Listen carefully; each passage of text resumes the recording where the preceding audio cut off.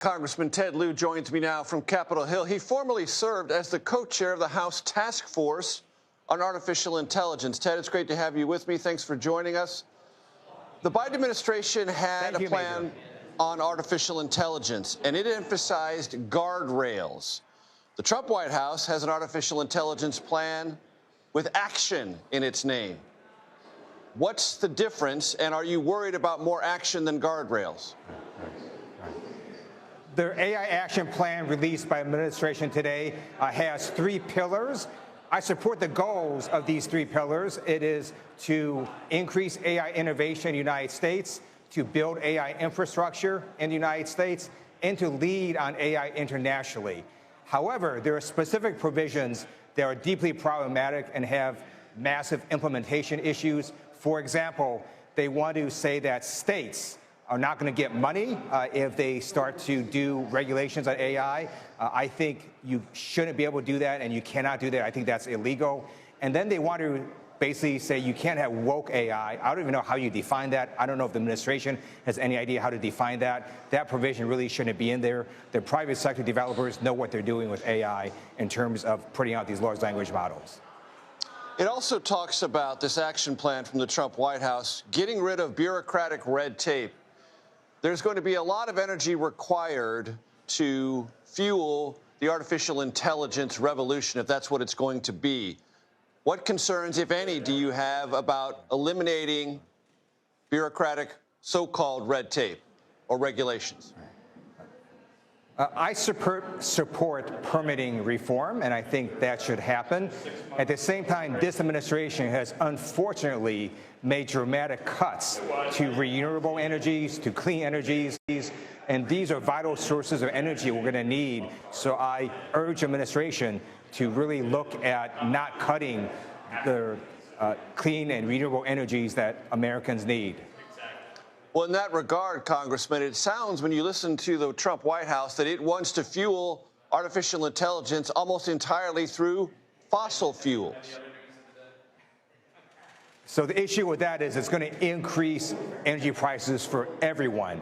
If you have more sources of energy, you're going to have more energy, and that reduces the cost of energy for everybody. And so the administration's actions are going to increase people's electricity prices.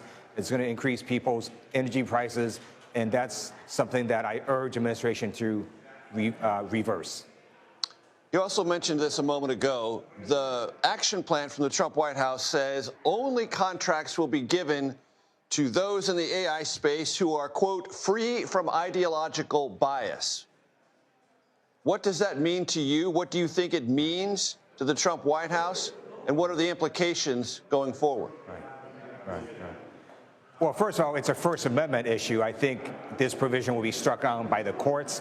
I don't think it's enforceable. Also, it's so vague to really be essentially meaningless. So let's say a large language model says that climate change is not a hoax. Well, is that a bias towards, folks who are really conservative and think climate change is a hoax? Or is that just a fact that climate change is real? Well, look, it's a fact that climate change is real.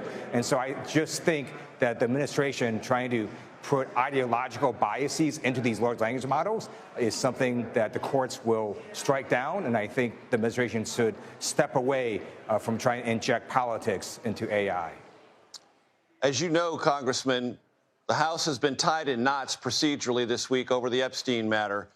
Mike Johnson, the Speaker of the House, accused Democrats of playing politics with this. I want to have you listen to the Speaker and then get your response.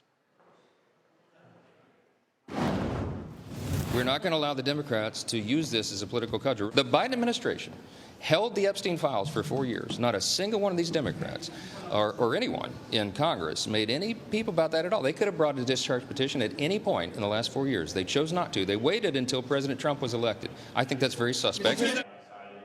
Very suspect, Congressman. Your response.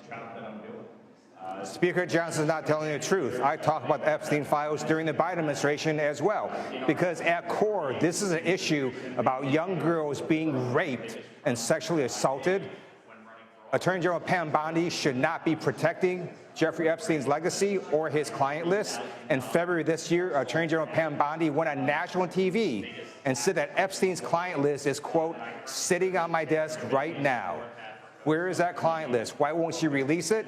And we got a hint today because the Wall Street Journal confirmed that in May of this year, the Attorney General told Donald Trump that his name was in the unreleased Epstein files. So we're just asking for transparency, and this is bipartisan. There are numerous Republicans that support release of the Epstein files. We have you evaluate some California political issues. Do you want California to redraw its district lines because Texas is threatening to do so? I think every Democrat state should look at mid-decade redistricting. I do know there is a risk. So in 2018, Democrats got 40 seats in the election. One reason we got so many seats is because Republicans, when they gerrymandered, made a bunch of lean Republican seats that we all flipped. So if Texas does this, the only way they can squeeze out more Republican seats is to take existing Republican incumbents and make their seats less safe.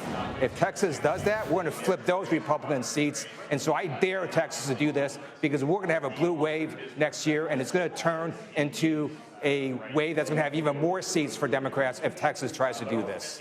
Real quickly before I let you go, should Kamala Harris run for governor? That is completely a decision for her to make. She was an amazing vice president of the United States, an amazing attorney general in California. I was honored to have worked with her when I was in the California State Legislature as well as in Congress, and that is solely her decision to make. Congressman Ted Lieu, California, Democrat. I appreciate it very much, sir. Thanks. Thank you.